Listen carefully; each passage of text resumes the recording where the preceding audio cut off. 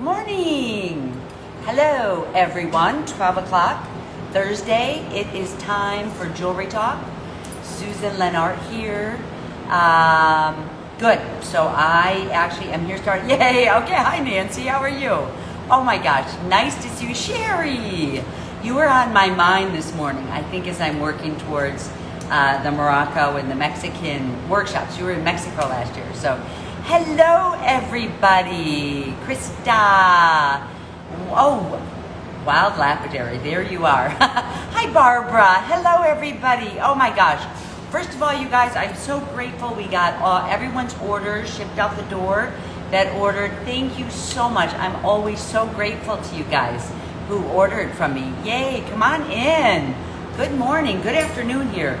We have got the rainiest, most thundery day today. I think we have the Pacific Northwest weather. Hi, nice to see you guys. Oh, Joanna, hi. Good, nice to see you guys. Thank you for being here, Mary Jo. We've got, so I think we actually stole the Pacific Northwest weather. Oh my gosh, I know. So I know you guys are getting the super hot weather. It's supposed to be in the 70s after today, but we have got rolling thunderstorms, which is always nice to work in, but you guys might hear a little bit in the back. Hi, Fran Klein. Oh my gosh. Sometimes the Instagram names get me. You know what I mean? Hi, nice to see you guys. Thanks for joining. Oh my gosh. I decided to wear my anthropology shirt today. I always have these fantasies about ballerinas, you know. I used to put dancers and ballerinas in the, in all these tools. So anytime I can get my hands on it, I wear it. So, hey, you guys, today what I want to show you, strong storms in Columbus. Yes, absolutely. Hey, there's a fellow Ohioan. I'm enjoying Cleveland lately. We've had some really fun stuff going on. So I want to tell you a couple things about today. I want to lead in with a little bit, but I want to show you guys, there's a couple things on my mind. One of them, I want to show how to do a repair. I kind of started this piece. I actually had some of the braided wire or twisted wire that came apart. So maybe like right towards the middle or right towards the end, I'm going to show you guys how to do a repair by wrapping it up. How I do a repair with heat without taking the stones out if you get a chance. But in the meantime, I want to talk about a couple things. One of the things that I'm working so much on right now are the granulation and the rings of twisted wire. You know, I'm really glad I have this piece here. I'm wearing this piece. It's all about shapes, sizes, layers, hollow forms, but then also like what can be on, what can you decorate? What can you put on here to express yourself? What types of shapes are you thinking? With the granulation. So these are rings with the granulation, these two. So in my upcoming workshops, I'm super excited about this. I've been doing, some tiny granulations. There's also other type of granulations from Rio. It's easier to get instead of making it all and measuring it out. I actually have just started using some casting grains.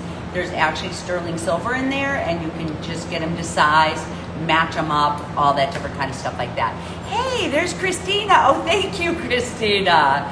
Good morning. Get to the art. There's Christina. So nice to see you guys. Deb. Hi, Susan and all. Is that the rain? Yes, it is. Oh my gosh, we have got some super thunderstorms. Hear that? It's kind of nice to be in here today. You don't feel bad. When summer first hits, as silversmiths, you feel sometimes like you need to be outside, right? We've been in. I love the winter. I love the rainy days because we can be in working on our stuff, working on negative space, positive space, making things. Oh, there's Barb. You guys, Barb is here from Vivi Magoo. It's so nice to see you, Barb. Yay, she was actually in, Barb has an organization where teachers are there. I won't be there this year. Some people ask me. I won't be there this year in Tucson, but maybe next year. I just kind of feel like I need more time to be in my studio and work things out. But she has some good workshops going on there if anyone's interested.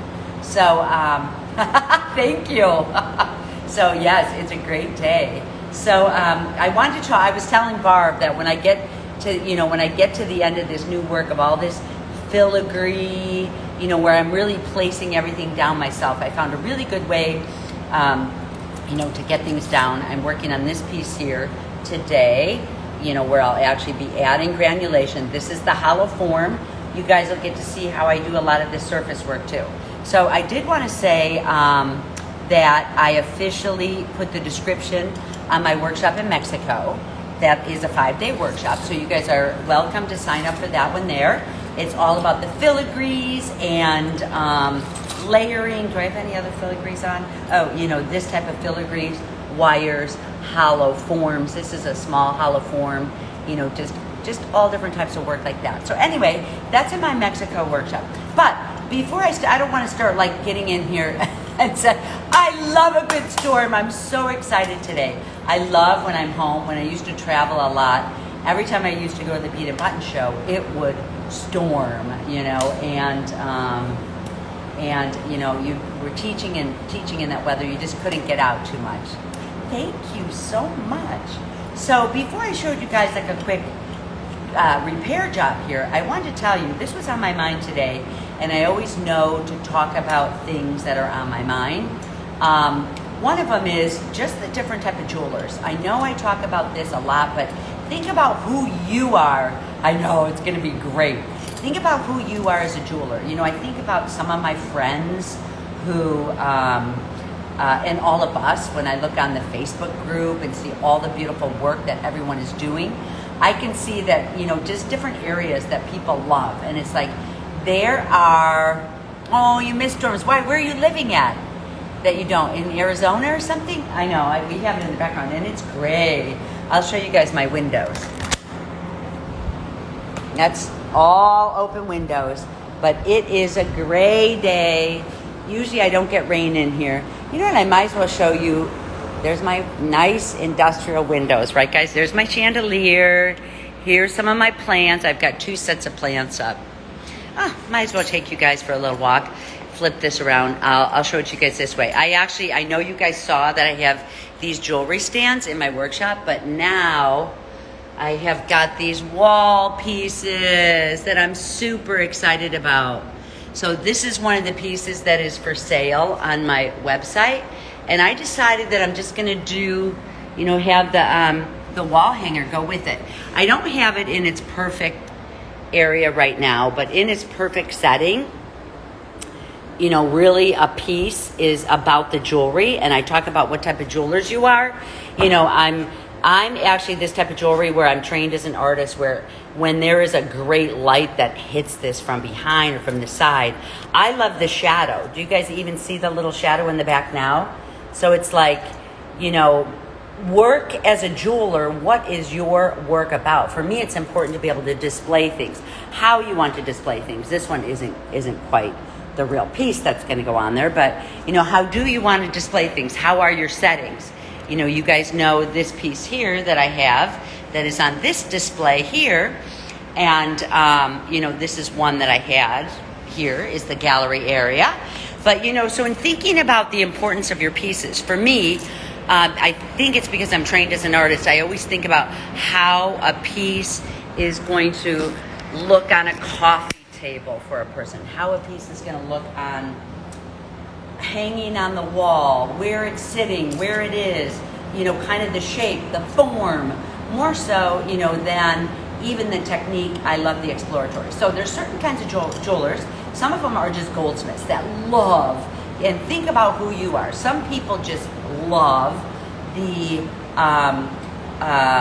you know, perfectly, beautifully putting things together, letting that join be perfect, filing it to the most beautiful edge, you know, and I love that too. Oh my gosh, it's like I've been in that space lately where I could really get in and focus. But really what I like is being able to have real street jewelry, wearable jewelry that kind of is expressive. You know, I showed you guys this piece last week, and that's the shed antlers. And I am getting more. My guy in Alaska, he was telling me he has some more for me. So he's going to be sending me more of this moose antler. It's shed, it's humane.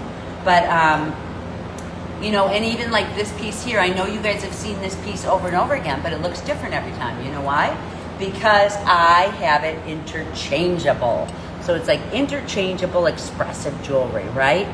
So this is the layers of the filigree, negative, positive space, how, you know, you're expressing yourself with a little feminine, little kind of crooked piece like that, you know. Displays gore, I know. So beautiful ways to display, absolutely. You know, and I like having, with my work, I like having a dark, you know, a really dark, a steel. A steel is going to hold things beautifully. So that was kind of my first step in taking off pieces, because soon I'm going to be putting on my magnifiers and I'll be giving you guys a demo. But the other type of jewelers that I want to talk about then are exploratory jewelers. You know, people who love their medium as an artist and they want to get in there with their elbows and explore, and you're willing to take the risk of, hey, can I try this? You know, can I try that? And not worried about the outcome. That's kind of the way an artist is trained to think. When we were in art school, I was not trained to think about how a piece is going to look on the wall. You know, they're like, that's going to come later. You never think about that in art school. Jewelry is so enlightening. Oh, thank you. Interchangeable. Yes, absolutely. So it's like interchangeable. What can you move things in and out of? You know, how can you change things up? You know, there's different where you can wrap things and move things. So, you know, that's kind of the really exciting part to me. You know, I love all the history of the ethnographic. I love the background. I love all of that. And I have many YouTube talks where I'm talking about Aztec and, you know, Turkish jewelry and East African jewelry, and just all over the place. Moroccan jewelry, Berber jewelry, Naga jewelry. So those are all on there if anyone wanted to go take a look later on. So, you know, different types of jewelers. So think about who you are. And if you're an exploratory or want to be an exploratory jeweler, you know, this is really from the right brain where you're getting in and not worried about getting the perfect joint at first. You're exploring, you're deciding. You know, I feel right now I'm kind of working in a whole new way. The only way you can build a new body of work, yay, thank you. Oh my God, Joni's on, nice to see you. You know, the way, if you feel stuck with your work or you want to start growing your own work, the best way to do it is to think of this word exploratory.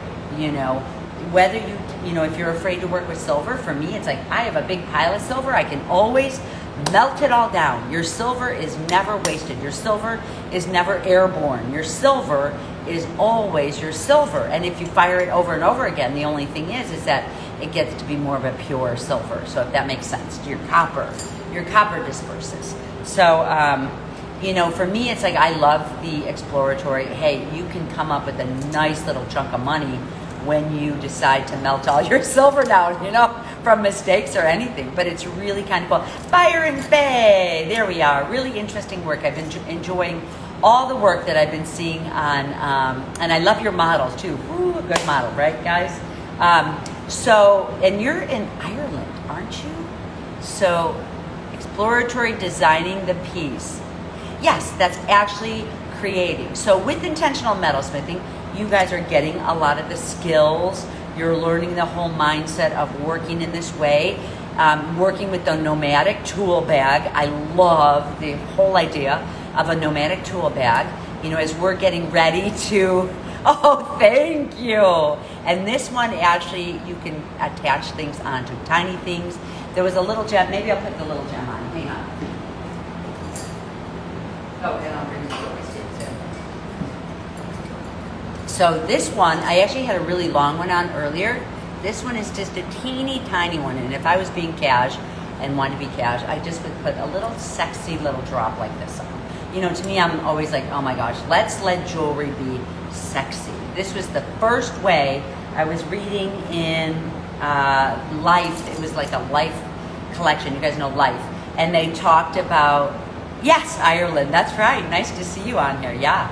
So, you know, really, Life magazine, they were talking about how, you know, how jewelry actually was the first excessive way that people express themselves. You know, of course, everybody needed clothes, to start off way, way back in time. Everyone needed their clothes. You don't need jewelry. So jewelry, actually body adornment, was the first ornamental pieces that were put onto a person. Not a tattoo, not a, it was literally like bones and stones and things like that people were able to kind of wear. So that's kind of interesting. So we are in a super historical field, being the being in jewelry. Love your awesome pneumatic leather tool bag. Yay! Working on one of your own. Are you a leather worker there? Oh my gosh, how exciting. You know what I did pull up? There was someone who asked me about, oh, here they are right here. There was someone, I love doing leather work. I love leather work. If you think about leather work, I'm putting a small leather piece together for us for Mexico and Morocco. And then I'm going to have, I'm probably going to do one in my studio too, but it's really like a little series of charms, maybe 3 charms, but some people can build like 10 charms if they want to. But these actually are called Glover's needles. These are from Tandy Leather. I know I talked a little bit about them, but these actually have they come to a triangle at the end and a point. They literally are blades. So you will see these as blades. Let me get one off and show you one close up. But these are called glovers, like in a glove. And you can see the blades and the point on here. So if you're sewing, and it's a needle with an eye. So if you're sewing, I use pliers with it. But you literally can punch through your leather and do some hiding. Otherwise, there is ways that you can pierce your leather and then just kind of whip stitch it through if you wanted to. I can't wait to see your own bag. So exciting. So I wanted to ask you about using leather working tools for silver pieces. Does that work on silver? You know what? It's so interesting. I've not tried it yet, and just curious if you have. That would be so super exciting. Oh my gosh, I love that you're doing it. I've done things like use punches, leather punches back in time because they were cheaper when you buy it through a silversmithing, like dapping blocks, and punches are super cheap for leather, or burning in there. And for leather, you're going to get cheaper because it's not expensive. Anytime, it's like when I was doing casting products in silver, it was really expensive for the dental industry. The jewelry industry, it was a little bit lower than the dental, and then there was like the cooking and baking and craft pages, and they, so it's like leather too. You can find better tools in silver, and I'd love to see that. I certainly at different times have put stitches and different things into my work, into my silver work. So do it. It's not going to last all through time like like your silver will. So that's the only reason why people are hesitant. I kind of love the 1960s philosophy, and I see it coming in again. In the 60s, it was the first time in jewelry history that people came in with this exploratory voice and just burned things and stitched things and did fiber was really big. So it's really fun. You've used leather stamps on silver. Yes, absolutely. Yes. And they work beautifully. I think it's just you're buying it through a different kind of a company, right? So good. All right, you guys. Well, I want to show you guys a little repair. Why not? It's just kind of fun showing a repair. And then I want to also mention, okay, so let me put all this stuff aside. I have my ring holders here, holding the rings. I'll show you guys those after if you want to stay on. And then I'll tell you a little something about what's going on here. Okay, let me point this down. See, I have on my glasses now. Yes, these are craft optics. If anyone decides to get a pair, they give you your prescription for your eyes in here. Mixing up tools from other fields. Absolutely. Listen, there always are people who are like, you have to use this torch. You have to do things this way. Any time in history when someone has gone beyond following rules, those are the people that win awards. I tell you, those are the people that win awards. With enamel work, there was always enameling was done so perfectly. And then there were a few people in the 60s that just came in and started burning the enamels like that. On 8th in New York City. Oh, there you go. Nice. Cool. Very cool. So it's like, really, you guys, just keep looking. And anytime you put yourself exploratory, when I started doing my jewelry, I hid up in, I was an artist and I started working with silver, and I was working with Nordstrom and Sundance Catalog and Proving Connection and Banana Republic were some of my customers. Oh my gosh, I really did a lot of jewelry. I had people taking things there. And then I had my son, so I kind of went up into my studio, started a new look, but I was by myself and I didn't have anyone. It was before all this social media. The social media kind of hurts you a little bit, you know what I mean? So it was during social media, and I mean, before social media, so I would go up into my studio and just build whatever the heck I wanted to. When my work came out, it was so different. I was so afraid to put it out because I didn't follow any rules, and I really had so much success, and I had the Goldsmith Society that asked me to teach for them. I did teach. I had all silversmiths in my room, and I was like, oh my God, it was intimidating. But listen, if you have the courage to show up and not listen to the people who are like, what kind of a torch is that? What type of a tool is that? What type of a jewelry is that? You are going to find your own voice, find your own rhythm, and do something pretty cool for yourself. Make sense? Okay, let's see. Oh yeah, invoice. You can use refund from here. Okay, good. Okay, good. So I wanted to tell you guys, I did this ring. I already kind of pickled this part of it. The wire on here started coming apart a little bit. So I'm going to show you guys, when you get this in, and this piece I really could take out, but if you don't want to damage your stones, take everything out. How do you repair a piece? Well, first of all, I don't know if you guys noticed, but if you have your piece liver or sulfur, which I do, you're never going to be able to put in the pickle and get liver or sulfur off, right? Did you guys notice that? So the thing you have to do is heat it. So I heated it first, and then I pickled it. And, because I don't have stones on there, I just put it into the pickle, and I got a nice clean area. I hit it with my, just to clean it off a little bit, because this makes things so much better, to clean it off this way. And now I'm going to point you guys down, down, down. Any other questions? Let's see. I think we're good. And then I'm going to point you guys down for this demo. Yay! You can see everything here. Okay, so here is my piece. I'm going to work right in this area here. This is going to be a wetter paper towel. It's a little bit wet. You get it pretty wet. Like you can see, it's kind of a little bit dripping, but, I'm just kind of wringing it out. Now, I want it to stay as wet as I can. I'm going to double it up. You want to keep your paper towel as far away from your piece as you can, from your heat, because this paper towel is a really bad heat sink. So, also what I'm going to do to help this hold up straight is just slip it onto here, and it's going to sit right on the side. I want to put a little bit of a, can you guys all see that? I want to put this on top of some nice screen in the background. See that, guys? Isn't this a nice setup? It's all in the setup. When you set things up perfectly, it makes your life so much nicer, doesn't it? Okay, a lot of flux, but that's okay. And I'm going to use, of course, it's not as clean as I like, but I'm going to use a little bit of EZ here. And then get out my pick. Dip it in, of course.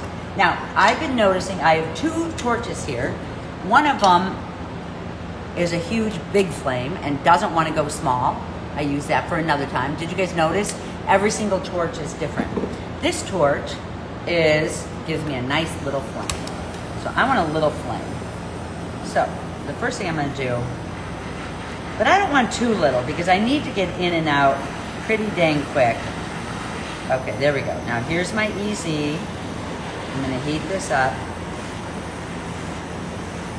Get a nice chunk. Just get right in here like this.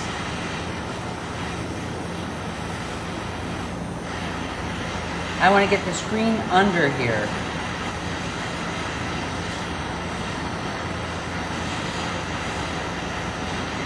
I've got a thick screen.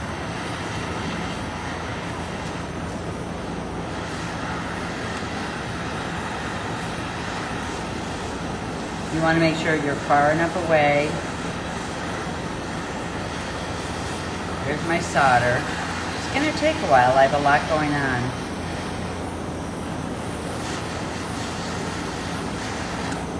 Try my other torch. Doesn't this always happen when you're working? But I don't want to go too much under because I don't want the piece under here damaged. So you can see it's nice and red.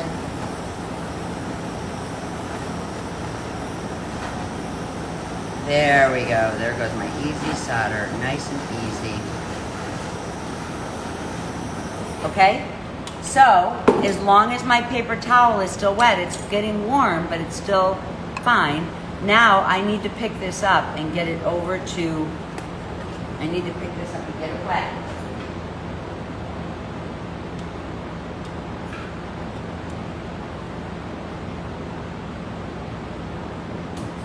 Okay.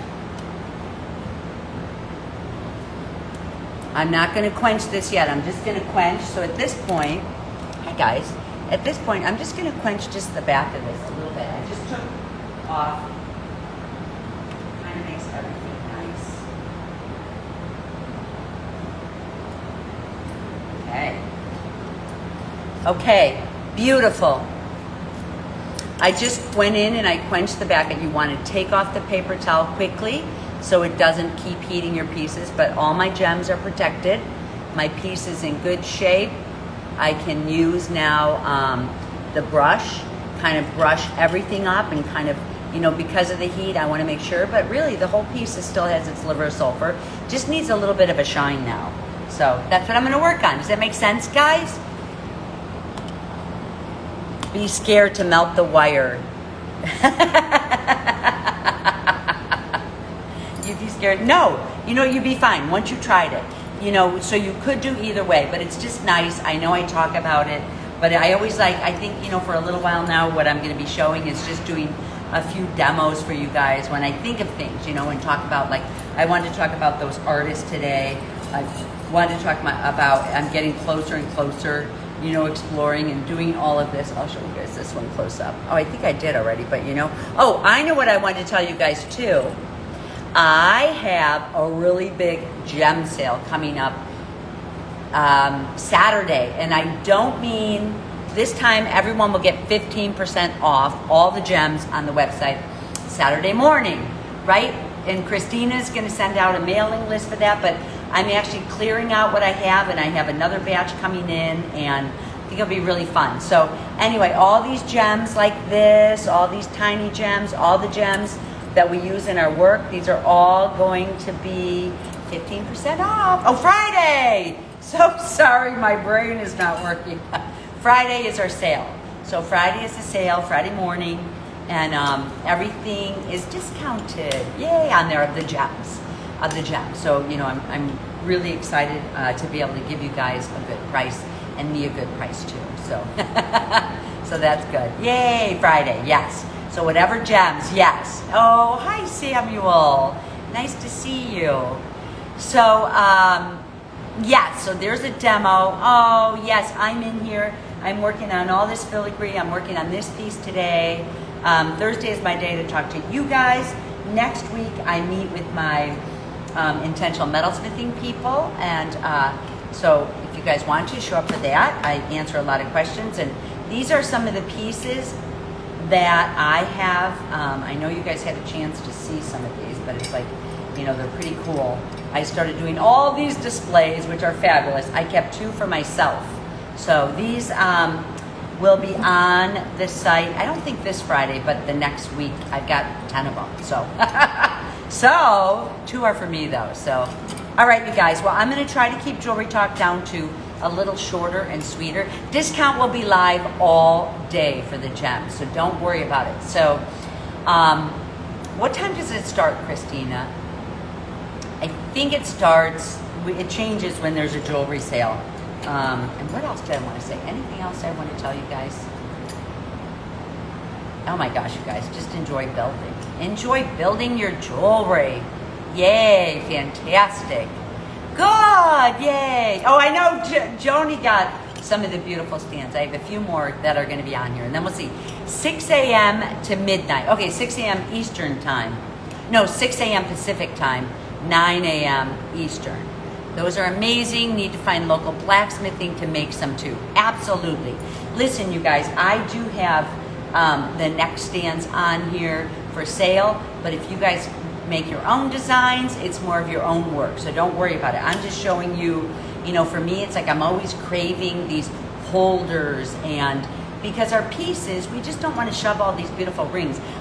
I'm so grateful that there's so many people who are like, hey, Susan, I collect your stuff, and they're like this, you know, and I'm like, oh my God, first of all, I'm so honored, and, you know, it makes me so honored, but also, you know, there's ways that I want to start displaying my things out. I want to have some earring holders. In fact, I did make one earring holder for someone who has spent so much money in my shop. I made her an earring holder and sent it to her. So, hello, Laura Newton here. There's my stylist. Hi, Laura. This is the person that does my hair, Laura Newton Hair. See that? She did my red hair. Thank you, Laura. These guys compliment my hair all the time. So we were just doing jewelry talk, but you just got on a little bit late. We're about to end. I'm going to try to keep jewelry talk down to 30 minutes just so it isn't so overwhelming for people. You know what I mean? It's like, how, to me, I'm always like, oh my God, I would never join something that's an hour. So I want to make it shorter or sweeter, but here you guys, talk to you guys. Oh, thank you, see? Yeah, so that's my hair. And there's my tools. You like my hair and my tools together, right? All right, you guys, I never get to wear the pretty stuff when I go get my hair done. So see, you get to see me, Laura. So, all right, you guys, well, thank you so much for being here. Think about what type of a designer you are. You know, if you love that exploratory work, if you love that really, like, if what gets you excited, that real, you know, making sure everything is perfect and lined up. Enjoy the rain and the rest of your day. Thank you so much. Mwah. You guys have a nice day too. Enjoy building.